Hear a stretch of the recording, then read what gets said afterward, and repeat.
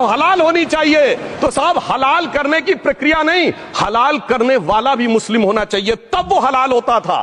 तो मैं पूछना चाहता हूं साहब, काटने के लिए तो हलाल होने के लिए मुस्लिम जरूरी है और बांटने के लिए बगैर मुस्लिम के भी हलाल होगा?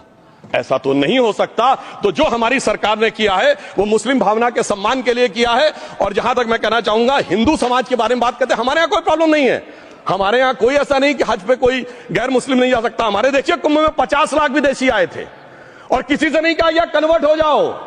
इसलिए मैं कहना चाहता हूं, हिंदुइज्म की धारणा और बाकी धारणा का जो तुलना करने का प्रयास करते हैं वो बहुत उचित नहीं है। मगर सभापति महोदय, इस वक्त ने कई अद्भुत नजारे दिखाए। इस्लाम में जो काफिर से ज्यादा मुशरिक और शिर्क को बुरा माना गया, नहीं जो भगवान को माने ही नहीं। यहां देखिए वो लेफ्ट के लोग जो कहते धर्म एक अफीम है, वो आज खुदाई खिदमतगार बन के खड़े हो गए। सोचिए कैसा बदलाव आया है। और सर मुझे एक और चीज नजर आती है, एक पुराना गीत था, वक्त ने किया क्या हसी सितम। तो आज मैं कहना चाहूंगा, वक्त ने किया क्या हसी सितम कि मुस्लिम लीग और शिवसेना मिलके हो गए हम।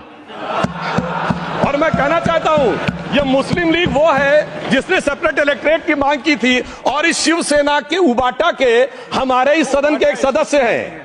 और सर हमारे साथ मुरली जी बैठे हैं, मुरली देवड़ा जी ने मुझे याद दिलाया, मिलिंद देवड़ा जी ने याद दिलाया, उन्होंने कहा एक जमाने में उन्होंने कहा था मुस्लिमों की नागरिकता छीन लेनी चाहिए। इसीलिए मैं कह रहा हूं, वक्त ने किया क्या हसी सितम, ये दोनों मिलके हो गए हम। और सर मैं इसके बाद एक टेक्निकल बात करना चाहता हूं। जब इन्होंने टाइम ड्यूरेशन हटा दिया था और बैक में पीछे जा सकते थे, तो मैं पूछना चाहता हूं सर कि जब ब्रिटिश हुकूमत आई तो उसने तो मुगलों सारी हुकूमत ले ली थी, तो उनका मालिकाना हक कैसे हुआ?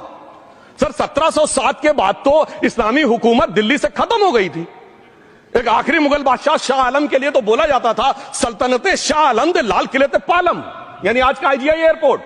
तो साहब उसके बाद ये गुजरात के सूरत से लेकर लखनऊ तक उनका मालिकाना हक निकलने कहां से लगा? अरे भाई, जब दिल्ली को कैप्चर किया था अंग्रेजों ने तो सारी जमीन अंग्रेजों की थी। तो जब मैं अपने कांग्रेस के मित्रों से पूछना चाहता हूं, ये जब गवर्नमेंट ऑफ इंडिया एक्ट में पावर डीड ट्रांसफर की थी तो पढ़े नहीं थे क्या?